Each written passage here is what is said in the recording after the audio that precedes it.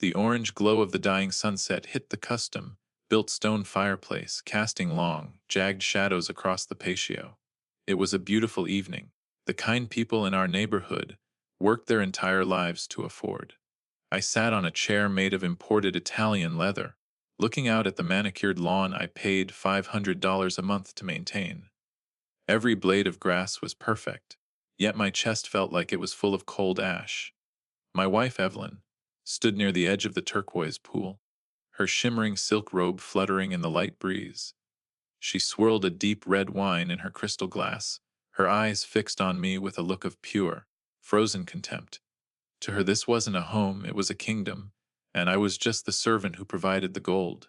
"You're not a man, Thomas," she sneered, her voice matching the mocking sharpness of her gaze. "You're just a walking wallet. That's all you've ever been to this family. You think you can just walk away because you're tired of my attitude. Please." She took a slow, deliberate sip of her wine. "Without my signature on your life, you'll be sleeping in your old truck within a month. You'll never survive a single day without my money and my connections." I didn't yell. I didn't flinch. For 20 years, I had designed massive skyscrapers that touched the clouds, structures built to withstand hurricanes and earthquakes. Yet, standing here in my own backyard, I realized my own life was a prison I had built out of my own bank account. She truly believed that because her name was on the credit cards I paid for, the wealth was hers by divine right. She saw my labor as a natural resource, like water or air, something she could consume without ever saying thank you. "Is that what you really think?" I asked. My voice was very quiet, the sound of a foundation finally cracking under too much weight. Evelyn just laughed. It was a sharp, jagged sound that echoed off the high garden walls. "I don't think it, Tom. I know it. You're weak. You're a provider who's run out of use like an old battery. So go ahead. Try to leave. I'll enjoy watching you crawl back on your knees when the first mortgage bill comes due." Welcome to FamiliX Revenge, the House of Justice. If you believe no one should be treated like a bank account, subscribe now. Let's get into the receipts.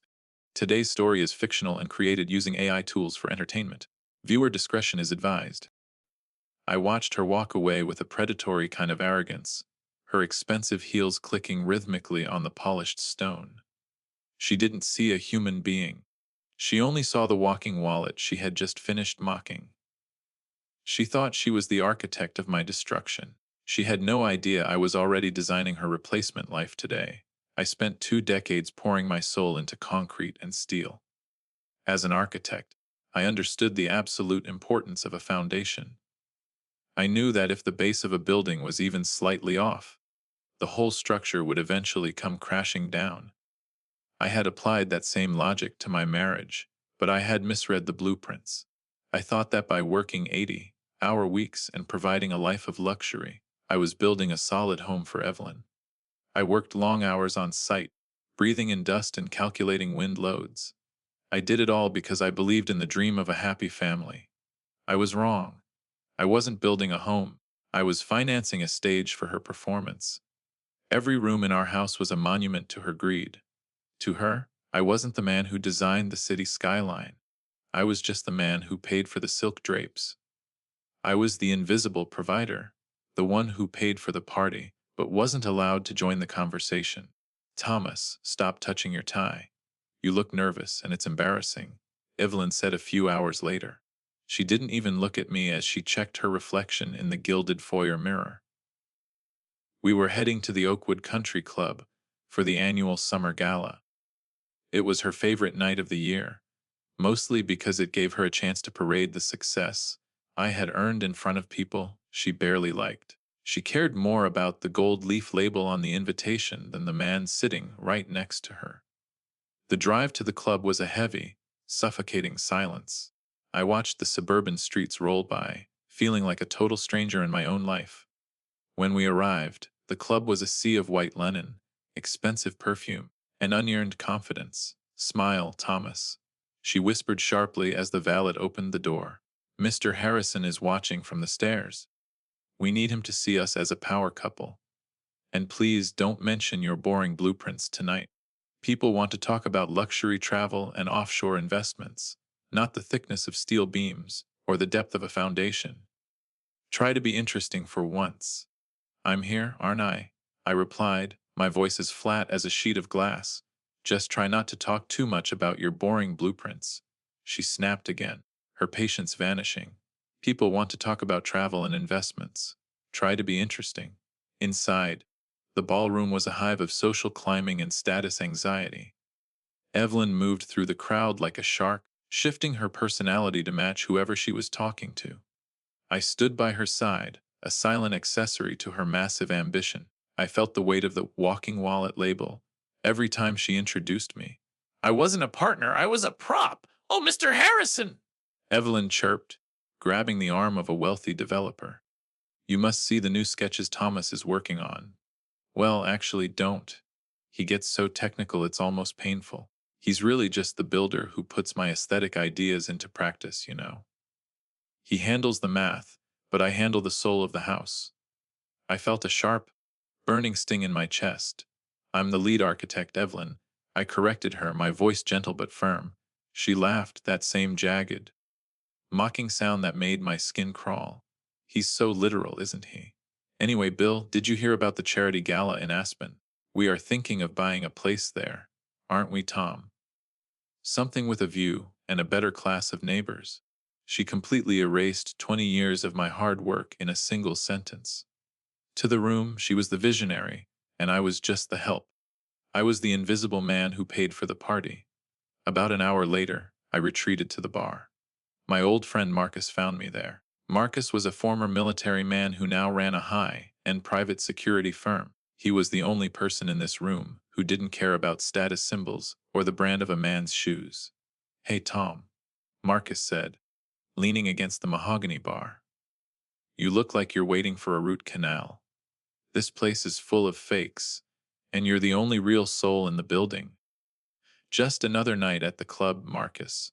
Just another night of being the guy who signs the checks for people who don't know my name. I sighed, staring into my drink. Evelyn seems to be having enough fun for both of you.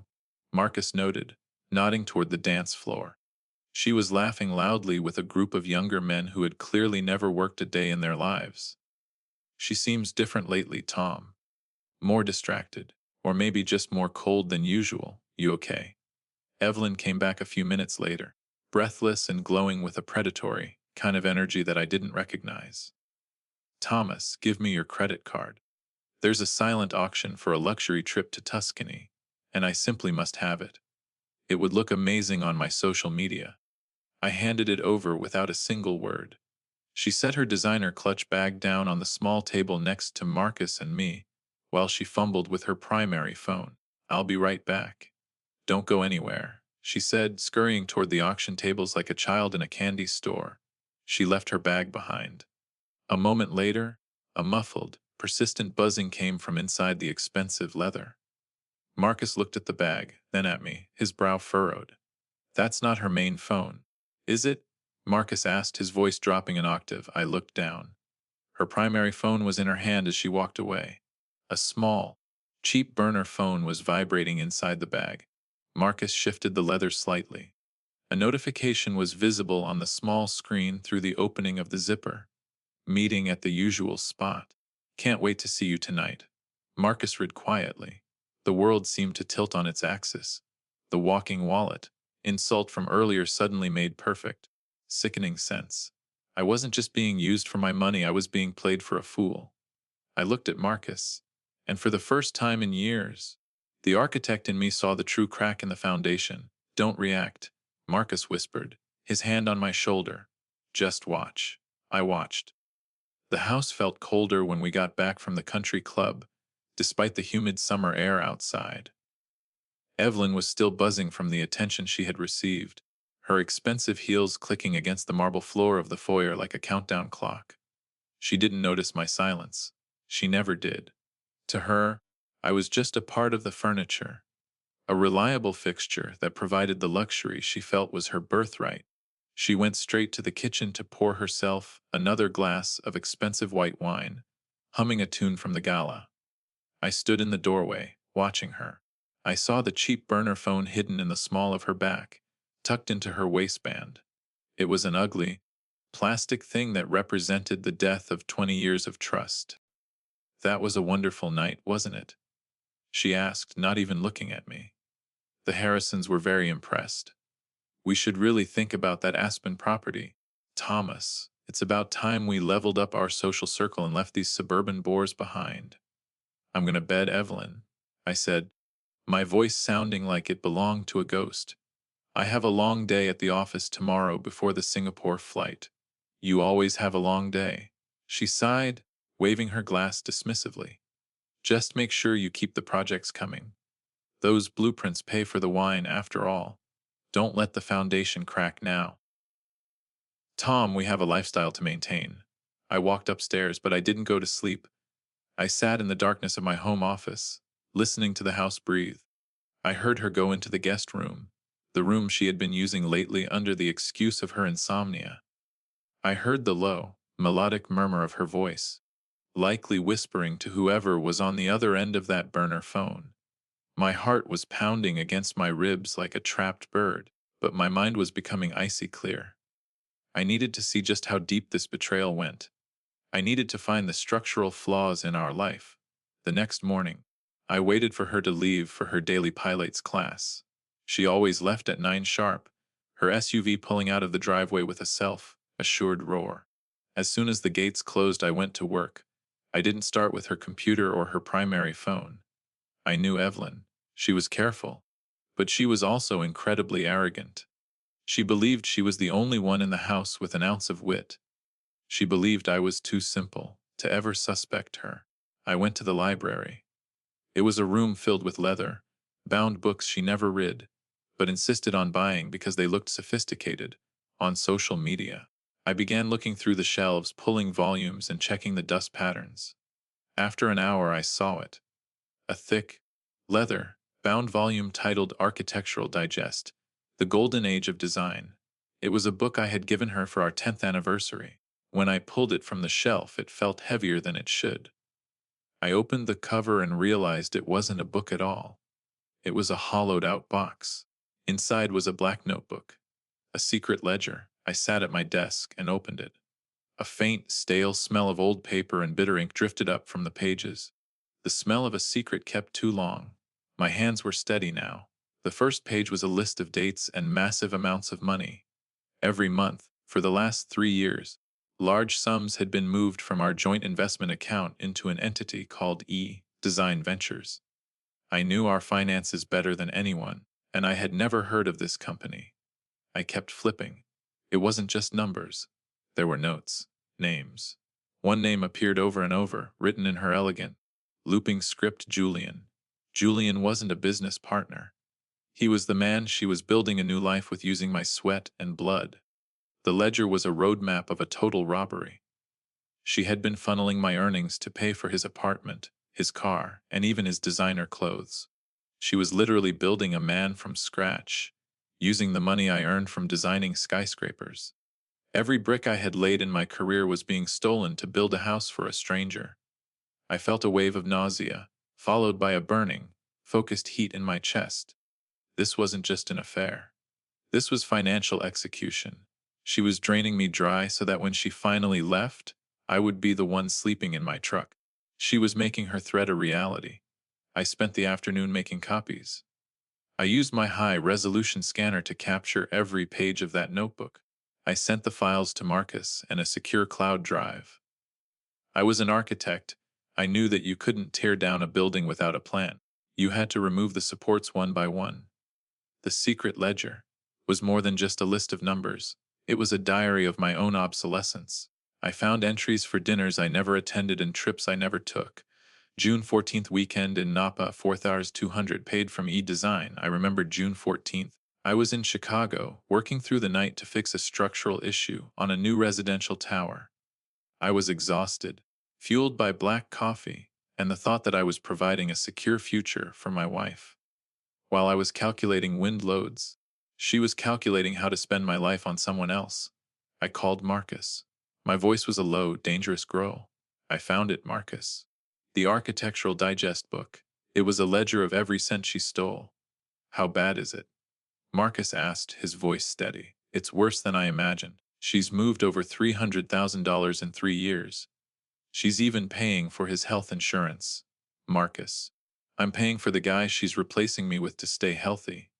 That's a special kind of cold, Tom, Marcus said. What's the move? I'm going to Singapore, I said, watching the scanner hum as it digitized the evidence of my ruin. I'm going to let her think I'm working my tail off to fill that account. I'm going to let her feel safe. But while I'm there, I'm going to start moving the foundations. I want her to realize that when I leave, the whole house comes down. The flight to Singapore was 14 hours of silence and shadow. I sat in the darkened cabin, watching the flight map as we crossed the ocean. Usually, I use this time to review blueprints, but tonight, I just stared at a photo of Evelyn and me from our wedding day. I looked at the man in that photo, so full of hope, so certain that hard work was the answer to everything. I felt a sudden, sharp pang of grief for that man. He was gone. In his place was someone who felt like a ghost, haunting his own life. I realized then that I didn't just want the money back. I wanted my soul back. I wanted to be more than a utility. Singapore was a blur of humidity, steel, and glass. The project was a 50-story residential tower that pushed the limits of modern engineering. During the day, I was surrounded by cranes and construction crews, solving complex structural problems. But when the sun went down, I retreated to my hotel suite. This was my digital war room. I had 3 monitors set up, linked directly to the secure server Marcus had built for our investigation. Every night, Marcus uploaded new folders. I saw photos of Evelyn and Julian at our favorite restaurants. I looked at records of her spending at high-end boutiques. She wasn't even being careful anymore. She thought I was thousands of miles away, blinded by the stress of the tower. Then, Marcus sent an audio file. He had managed to bug the burner phone. I hit play. A man's voice, smooth and arrogant, filled the room. Is the walking wallet still in Singapore? Julian asked, followed by a laugh that made my blood run cold. He's still there, working like a dog. Evelyn's voice replied. He's so obsessed with his boring blueprints and his legacy. He doesn't even realize his legacy is paying for our Maldives trip next month. He's just a tool. Julian. A very useful, very profitable tool. I don't know how you stand him, Julian sneered. The guy has no soul. He's just a calculator in a suit. Hearing those words was like a physical blow to the stomach. They weren't just stealing my money. They were mocking the very essence of who I was. They saw my dedication as a weakness. They saw my labor as a joke. I sat in the silence of the hotel room, the audio looping in my head. I felt a surge of cold, focused power. If I was just a tool to them, then I was going to be the tool that dismantled their world. One night, my phone lit up with a video call from her. I quickly closed the investigation folders and pulled up a set of complex structural diagrams. I took a deep breath, adjusted my glasses to hide my eyes, and hit accept. Thomas, you're still awake. Evelyn's face appeared on the screen. She was in our kitchen, wearing a silk robe and looking perfectly domestic. Still at it, Evelyn, I said, rubbing my eyes for effect. The wind load calculations for the upper floors are giving me a massive headache. It's a lot of pressure. Oh, poor you, she cooed. Her eyes darting around the screen, likely checking if I looked suspicious. But think of the bonus, Tom. We really need that Aspen house. I've already started talking to a designer. We need to level up. I'm thinking about it every day, I said. It wasn't a lie. I was thinking about every single cent and exactly where it was going to end up. Good. Don't work too hard. I miss you, she said, blowing a kiss toward the camera before hanging up. After the screen went black, I sat in the silence. I didn't feel any guilt for the lies I was telling. Instead, I felt like an architect who had finally found the load, bearing wall that needed to be removed. I wasn't just a builder of skyscrapers anymore. I was becoming the architect of my own liberation. I realized that the cost of being a provider who is invisible is that you eventually become a shadow. And shadows are very good at moving in the dark. A week later, Marcus called with the final piece of the puzzle. Tom, you're not going to believe this. I followed Julian to a meeting with a high-end divorce attorney. But it wasn't his attorney. It was Evelyn's. She was there with him, handing over a folder of evidence she's been faking against you. She's trying to claim you've been abusive and neglectful so she can bypass the pre-nup entirely. I felt a cold rage settle into my bones. She wasn't just stealing my wealth. She was trying to steal my reputation. She wanted to turn the man who had worked himself to the bone for her into a monster. She wanted to ruin my name to justify her own greed. Does she have anything real? I asked. Nothing, Marcus said. It's all fabricated. But she plans to drop the papers the morning after the charity gala.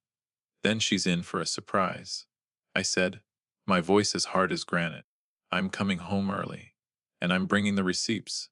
I landed in my home city under a false name, wearing a plain baseball cap pulled low over my eyes. It felt strange and surreal to be a ghost in the very city where I had built so many landmarks. Every skyscraper I passed was a reminder of a career built on honesty, while my personal life was a wreck of lies. I stayed in a small, nondescript hotel on the edge of town, a far cry from the marble-floored luxury Evelyn was currently enjoying on my dime. Marcus met me in the lobby, his face grim and focused. He didn't waste words. He just handed me a burner phone and a set of keys to a plain rental car. We drove in silence to a glass-fronted office building downtown. This was the territory of Kendra, the best divorce attorney in the state. She specialized in high-asset cases where one party was trying to hide the truth. I was an architect of steel, but she was an architect of the law. The office was quiet, the only sound being the low, rhythmic hum of the air conditioning. Kendra didn't waste time with small talk. She laid out a thick stack of papers on the heavy mahogany desk, each page a testament to Evelyn's betrayal. Your wife has been very busy, Thomas, she said, her voice like a sharpened blade. She hasn't just been spending your money. She's been building a meticulous case to prove you are an unfit husband and a danger to her well-being. She's planning to file the day after the charity gala. She wants the public sympathy of the socialites first, then the legal victory immediately after. She wants to leave you with nothing but the clothes on your back. I looked at the documents. They were filled with absolute, calculated lies. She thinks I'm still in Singapore. I muttered, the weight of the deception pressing down on me. Exactly. And she thinks you are distracted by the biggest project of your career. She's counting on you being too tired and too broken to fight back. She thinks you're just a wallet that doesn't know it's empty yet. Suddenly, the phone in my pocket vibrated. My heart skipped a beat as I saw the caller ID. It was a video call from Evelyn. Marcus reacted instantly. He opened a laptop and hit a button, and suddenly the room was filled with a high-quality recording of a Singapore construction site. The chaotic sound of jackhammers, distant shouting in Mandarin, and the roar of heavy machinery. I stood up, walked to a blank white wall that looked like a temporary office partition, and took a deep breath. I answered the call. Thomas! Why aren't you answering your office line? I've been calling for 20 minutes. Evelyn's face was red with frustration, her eyes darting around her screen. I'm on the site, Evelyn, I said, shouting over the fake noise Marcus was playing. I gestured vaguely behind me. The crane operator is having a major issue with the foundation. I can barely hear you over the drills. Well, hurry up! I need you to confirm the wire transfer for the gala decorations and the floral centerpieces. The florist is being difficult about the credit limit. I'll handle it tonight when I get back to the hotel, I promised, wiping fake sweat from my forehead. I have to go before this crane tips over. Evelyn! I'll talk to you later. I hung up and slumped against the wall, my adrenaline surging. The ruse had worked, but the cost of the lie felt heavy. That was a close one, Kendra noted, her expression unchanging. Now, let's talk about the asset trap. This is how we ensure she doesn't take a single cent more of your legacy. I sat back down, leaning forward. I don't want to just take the money back, Kendra. I want her to realize that everything she thinks she owns is actually just a shadow of my work. I've spent the last 3 days in Singapore restructuring my entire holding company. I'm liquidating the primary accounts that fund the household and moving them into a research trust for the firm. By the time she files for divorce, there won't be a personal bank account for her to freeze. She'll have the house, but she won't be able to pay the property taxes. She'll have the luxury SUV, but the gas card will be declined. I'm leaving her an empty shell of a life. She wanted to prove I was nothing without her. I'm going to show her that her entire world was built on my foundations. If the foundation is gone, the building falls. It's an aggressive move, Kendra said, a small, cold smile touching her lips. But given the evidence of her fraud and Julian's involvement, it's entirely defensible. We will file a counter suit for theft and defamation 5 minutes after she makes her move at the gala. No, I corrected her, my voice low. We file during the gala. I want her friends to see the exact moment the walking wallet walks away. We spent the next 4 hours refining the details of the social death strategy. Marcus showed us the latest photos of Julian. The man was living like a king on my dime, driving my second car and eating at my favorite restaurants. He looked smug and satisfied, a parasite who thought he had finally found a permanent host. He had no idea the king he was trying to replace was currently sitting in a dark office, cutting off his oxygen supply. The social issue here, Kendra said, looking at the photos, is that people like Evelyn and Julian think they are socially superior to the people who actually build the world. They think your labor is a natural resource they can just tap into whenever they want. It's a form of entitlement that ruins lives. I was the invisible provider, I added. I was happy to stay in the shadows as long as I thought I was loved. But once the love is gone, the invisibility becomes a weapon. I'm going to use it one last time. As I left Kendra's office, the city lights were flickering on. I looked up at the skyscrapers I had helped build. They were strong because they were honest. They didn't pretend to be anything they weren't. Evelyn's life was a facade, a fake front with nothing behind it. I felt a strange sense of duty. I wasn't just doing this for revenge. I was doing it to restore the balance. The afternoon of the gala, the sun began to dip below the horizon, casting long, jagged shadows across my hotel room floor. I sat on the edge of the bed, staring at the charcoal, gray suit hanging on the closet door. It was a masterpiece of Italian tailoring that I had bought for our 15th anniversary. Back then, I thought it represented our shared success. Now, as I reached out to touch the cool wool, I realized it was just the uniform of a man who had been hiding in plain sight. I wasn't just dressing for a party. I was preparing for a structural demolition. The tension clock in my head was ticking louder with every passing second.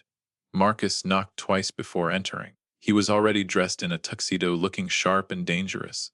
He held a small silver thumb drive in his hand. "Everything is set, Tom," Marcus said. "The tech team at the ballroom thinks we're just doing a surprise tribute video for the 20-year anniversary. They've given us full access." As the data encrypted, I asked, adjusting my cufflinks with steady hands. "It's triple backed up. Every bank transfer, every photo of Julian at the apartment, and every page of that secret ledger is on this drive. We've even got the audio from her call to the divorce lawyer. It's all there. The receipts are undeniable." "Good," I replied, looking at my reflection. "I want it to be clear. I don't want any room for her to claim this is a misunderstanding. I want the truth to be as solid as a foundation. My life with her ended the moment she called me a walking wallet. Let's go. I don't want to miss the opening cocktails." The drive to the Oakwood Grand Ballroom was a blur of city lights and silent anticipation. The venue was a massive, neoclassical building that screamed old money and unearned entitlement. As we pulled into the valet line, I saw the familiar parade of luxury SUVs. This was the world Evelyn lived for, a world of philanthropy for show, where people donated money just to be seen wearing expensive watches. I stepped out of the car and felt the cool night air. The tension clock was at T-minus 60 minutes. I walked through the massive gold leafy doors, feeling like a predator in a room full of peacocks. The lobby was filled with the scent of lilies and expensive champagne. I saw a few colleagues who looked shocked to see me. "Thomas, I thought you were still in Singapore," a developer named Bill called out, patting me on the shoulder. I finished early, Bill, I said with a tight smile. I wouldn't miss this gala for the world. It's a very big night for my family. Well, your wife is certainly making a splash, Bill whispered, leaning in. She's over by the fountain. She looks like a queen tonight, Tom. That necklace must have cost a fortune. I moved through the crowd, my eyes scanning the room. Then I saw her. Evelyn was standing in the center of a circle of socialites, holding a glass of vintage champagne. She was wearing a deep emerald green dress, but it was the jewelry that caught my breath. Around her neck was a diamond necklace that sparkled with a fierce, cold light. I knew that necklace. I had seen the invoice for it in the secret ledger. It was a $50,000 piece she had bought using the funds meant for my firm's payroll taxes. She was wearing my employees' livelihoods around her neck like a trophy. She looks like she's already won. Marcus whispered at my shoulder. She thinks she has, I replied. She thinks the invisible provider is still halfway across the globe. She has no idea the lights are about to come on. Evelyn turned and saw me. For a split second, her face went deathly pale. The glass in her hand trembled, and a drop of champagne spilled onto her silk glove, but she was a professional. She instantly smoothed her features into a mask of joyful surprise. Thomas! Darling! She cried out, rushing toward me. She threw her arms around my neck, the cold diamonds pressing against my skin like ice. What a wonderful surprise! Why didn't you tell me you were coming home? I thought you were stuck in Singapore. I decided some things couldn't wait, Evelyn, I said, my voice as cold as the stones around her neck. That's a beautiful necklace. Is it new? She touched the diamonds with a practiced, elegant motion. Oh, this? Just a little something I picked up to celebrate the project. Do you like it? I think it's very revealing, I said. It tells me everything I need to know about where your heart is. She laughed, that jagged, mocking sound. You're always so dramatic, Tom. It's just jewelry. Now, come along. You have to meet the new director of the hospital board. He's very interested in your work. In a moment, I said. I have to check in with the tech crew. I have a little surprise for the anniversary presentation tonight. A tribute to everything we've built together. Her eyes narrowed for a second, her vanity battling her suspicion. Well, as long as it's tasteful. Just don't use those boring blueprints, Thomas. Nobody wants to see technical drawings at a gala. Trust me, I said, a dark sense of satisfaction bubbling up. There won't be a single blueprint on that screen. Just the facts, Evelyn. Just the receipts. I walked away toward the sound booth at the back of the hall. Every step felt lighter. I could feel the tension clock reaching its final seconds. I looked back at her one last time. She was back in her circle, laughing and pointing at her stolen necklace, basking in the fake glow of a world that was about to disappear. I handed the thumb drive to the technician. The video is cued, I asked. Ready when you are, Mr. Archer, the young man said. The MC will introduce the family legacy segment in 5 minutes. Perfect, I said. I felt a strange sense of peace. I wasn't the walking wallet anymore. I wasn't the invisible man. I was finally the architect of the truth. The lights began to dim, and a hush fell over the crowd. The gala was about to begin, but the real show was just starting.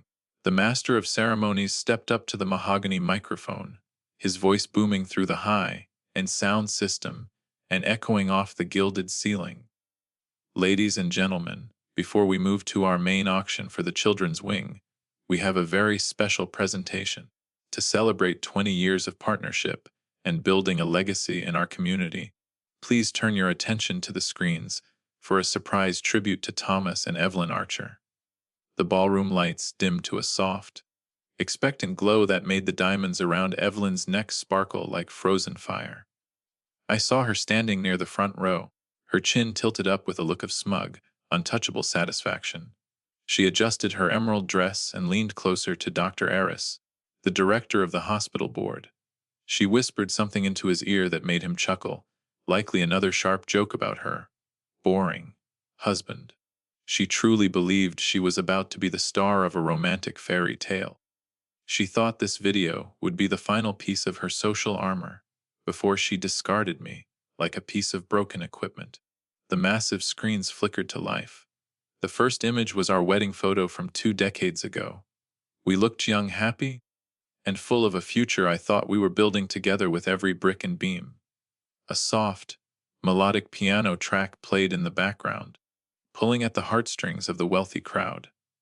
I saw several women in the front row smile, and Evelyn actually wiped a fake tear from her eye, playing the part of the devoted wife to perfection.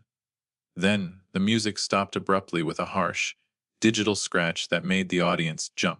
The screen went black for 2 long, agonizing seconds, just long enough for the room to fall into an uneasy, suffocating silence.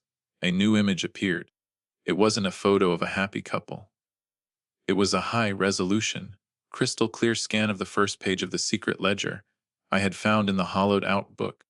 The header clearly showed the E-Design Ventures bank account and the monthly transfers totaling over $300,000 of my firm's capital. The murmurs started instantly, a low hum of confusion and growing suspicion. People in the back rows stood up, squinting at the numbers that didn't belong at a celebration. "What is this? Thomas, what is going on with the video?" Evelyn's voice rang out, sharp and panicked, cutting through the murmurs. I didn't answer her. I stood at the back of the room with my arms crossed, a silent observer of the demolition I had designed. The next slide appeared a series of time-stamped photos Marcus had taken with a long-range lens. It showed Evelyn and Julian at a high-end jewelry store, the very same boutique where she had purchased the necklace she was currently wearing. Another photo showed them entering the luxury apartment I was unknowingly paying for every single month. Then came the burner phone texts, blown up so large that even the people in the very back row could read the betrayal. "I can't wait for the walking wallet to leave for Singapore so we can finally spend his money in peace." One message read. The gasps were like a physical wave hitting the stage. The elite crowd of Oakwood, people who prized their public reputation above all else, began to pull back from Evelyn as if she were a collapsing building. The space around her widened instantly. She turned around, her face a mask of pure, unadulterated horror.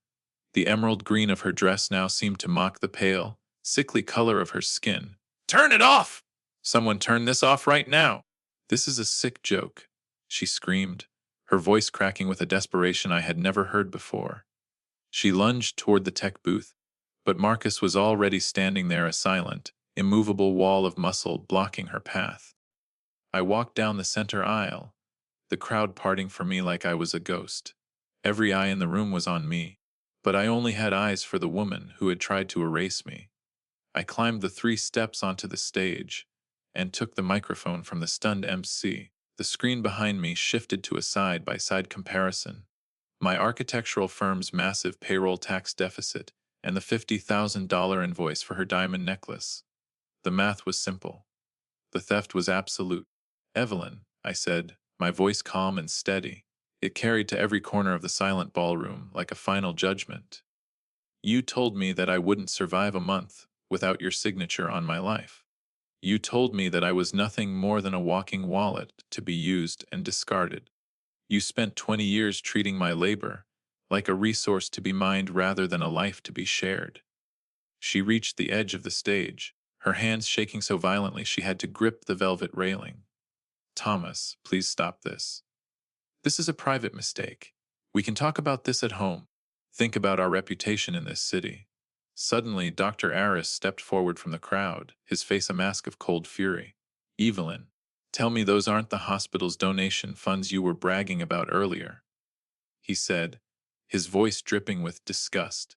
"Tell me you didn't fund this lifestyle with the money your husband earned for our children's wing." The social death was instantaneous. Evelyn looked around the room and saw only turned backs and raised phones.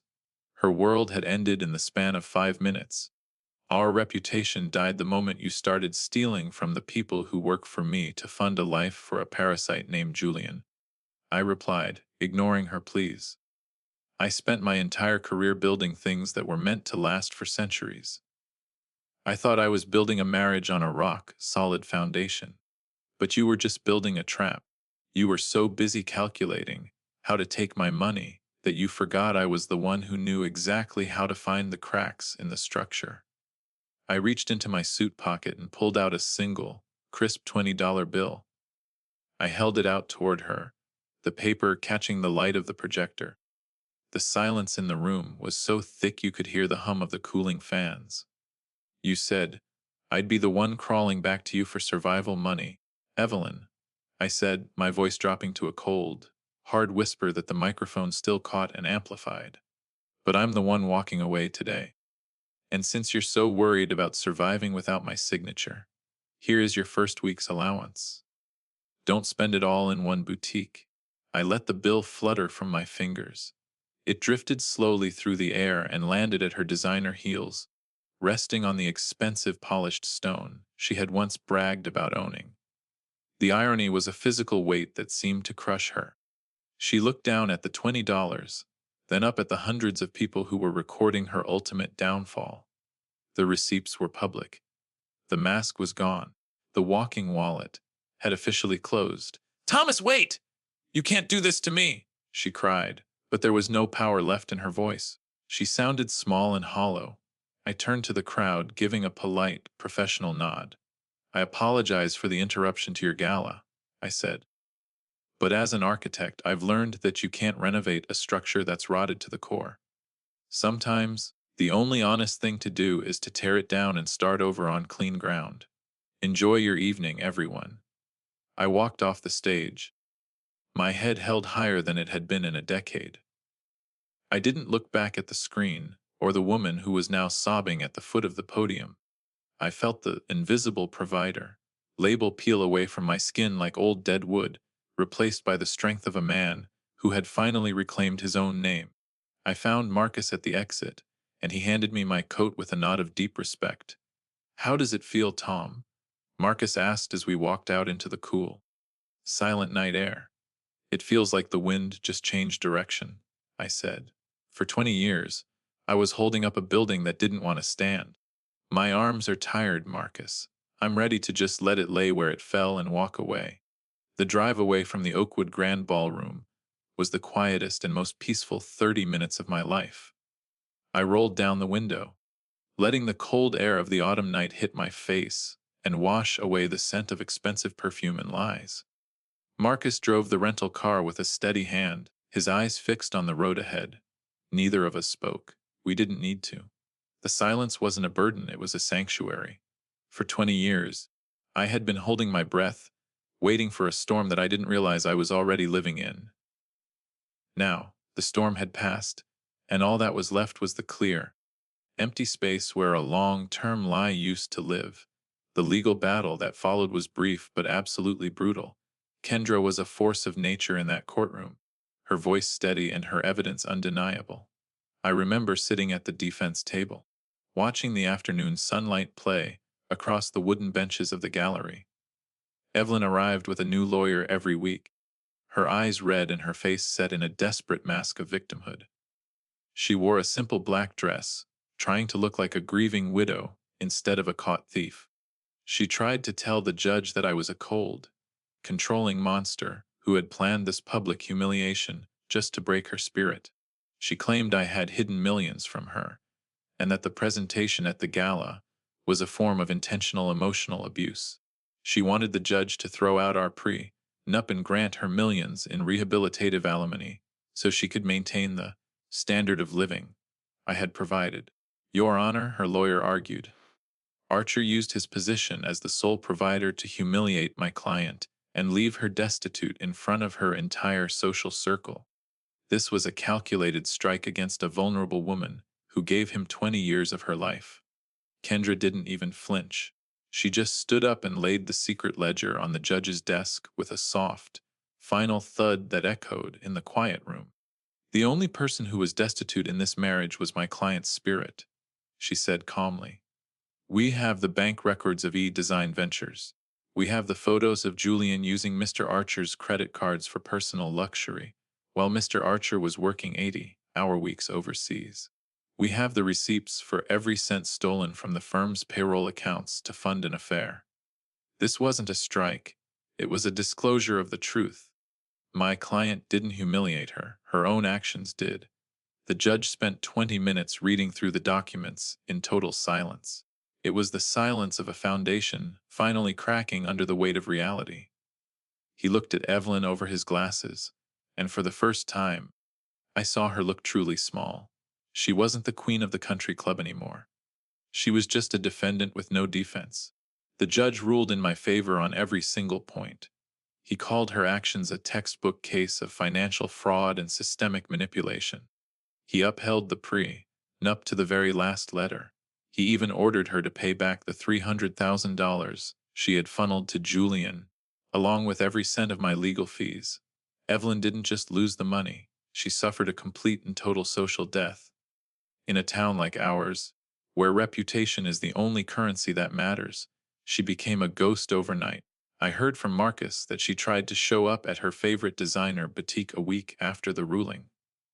The manager, a woman who had once kissed Evelyn's cheek, politely told her that her account had been closed and her presence was making the other customers feel uncomfortable.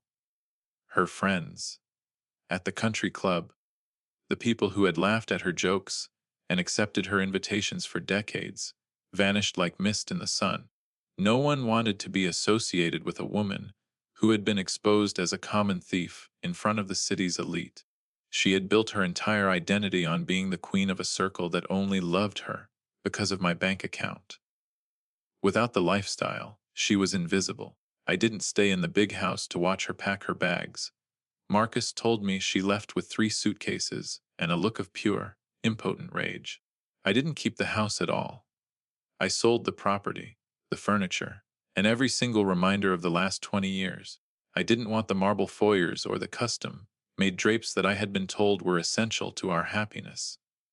I moved into a small, sunlit loft downtown, just a few blocks from my firm. It has exposed brick walls, a single comfortable bed, and a large drafting table right by the window. I've embraced a life of simplified living. I don't need a $10,000 watch to know what time it is, and I don't need a socialite wife to tell me I'm a successful man. My new neighbors don't know my bank balance, and I don't know theirs. We just talk about the weather and the best place to get a morning sandwich. I sat with Marcus last Tuesday at a small, greasy spoon diner. The smell of cheap coffee and fried eggs was better than any 5-course meal I'd ever had at the country club. "What's next for the great architect?" he asked, leaning back in the vinyl booth and smiling. "I'm building something real this time, Marcus," I said, looking at the sketches on my napkin. "I'm designing a small community park for the neighborhood. No high rises, no glass towers. Just a place where people can sit and breathe." "You're really okay, aren't you?" he asked, studying my face for any sign of the old exhaustion. "I'm better than okay," I replied, and I meant it with every fiber of my being. I spent my life as an invisible provider, thinking my value was tied to how many zeros were in my account. But now I can see myself clearly for the first time. I'm not a wallet. I'm a builder.